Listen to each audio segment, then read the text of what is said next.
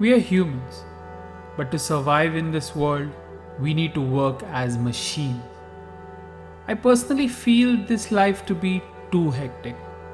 Sometimes I just wish to run away from this life, far away where nobody knows me. Far, far away. So I did. After a quick overnight trip planned for the weekend, my friend and I, by the next day, we were resting on a beach, miles away from the office. It was evening time. The sun was approaching the horizon where sky meets the sea. All the surrounding was turning into shades of orange. There was a cool breeze blowing from the sea. I was enjoying the scene, feeling the breeze, doing nothing, just relaxing. I'm getting another beer. You need anything? My friend asked. No, just want to rest. I was too exhausted to even complete the sentence. I felt drowsy as my vision blurred watching my friend walk to the stalls. What a busy week it was. I just want to relax now, I said to myself, but the people around me didn't share the same feeling. They were being loud while playing games and surfing on the waves. I tried hard to not let this bother me.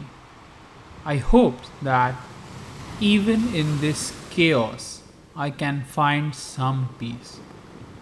Not far from me, there was a girl near the water. She was just standing watching the sun set. She had stretched her arms wide and was holding a red scarf in her right hand. It appeared as if she was hugging the wind. I was unable to see her face, but that didn't bother me. I closed my eyes and tried to take a nap. Suddenly, I felt a fabric covering my face. It was a red scarf. Before I could get my hand on it, the scarf got removed from my face. I saw the same girl standing in front of me with the scarf in her hand. Sorry to wake you up. The scarf slipped from my hand. I was still unable to see her face as the setting sun behind blinded my vision. Sorry, she said politely. I couldn't see her facial features, but I could tell that she was smiling. No problem. I was not asleep, I replied calmly. Even if I was angry, there was no way I could have yelled at a person with such a sweet voice. What were you doing there, just standing with a scarf in your hand? I asked. Oh, you saw? This was a big mistake. I realized the moment I spoke.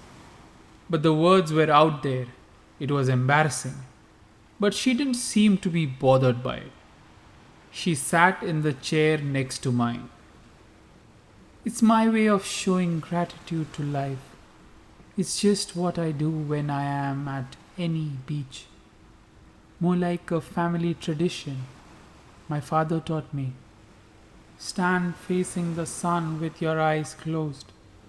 Just feel its warmth on your face. Keep arms wide open to hug the wind, holding a firm grip over the sand, and let the waves wash past by your feet.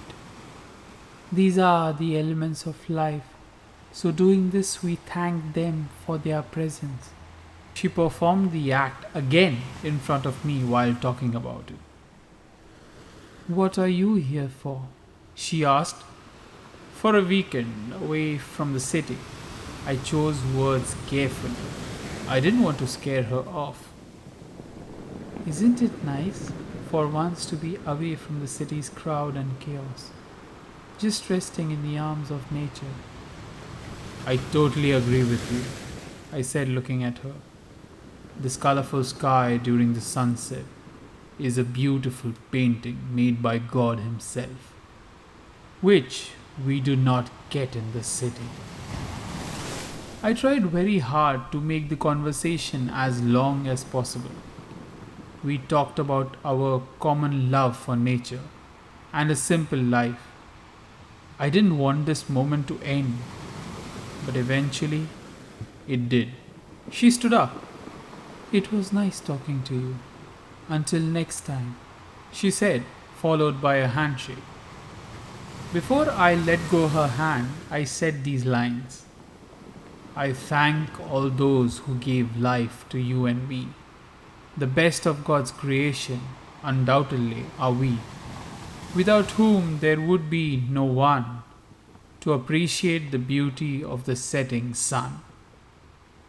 I borrowed these lines from a book she mentioned earlier, with the hope to impress her. She didn't say anything, just smiled and faded as she walked away from me. I don't know if she was far or was I sleepy, but my vision blurred and then everything went dark. Before I could fall asleep, I was disturbed yet again. This time, it was my friend. He was back with his drink. While pulling my chair, he threw a soda can at me. The can broke and sprayed all the juice on my face. This woke me up. "Wait, don't go!" I shouted. It was stupid of me to let her walk away without asking for her number. I realized it, but it was too late. "What are you talking about?" he asked. The scarf girl who was here, talking to me." "Who?" asked my friend and sat in the chair next to me. I had no answer. We sat to see the sunset and the beach got dark. As I watched the sun going down, I wondered. The line between dream and reality is so blurred. This girl I was talking to, I don't remember her face. I remember her voice and the way she spoke, but I don't have her number or her name. I have been so sleepy. Time on this beach went like a dream.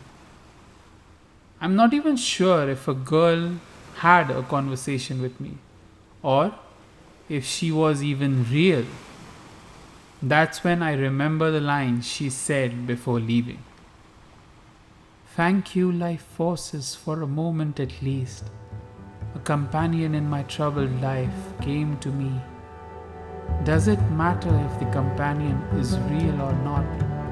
What matters is that we shared a happy memory."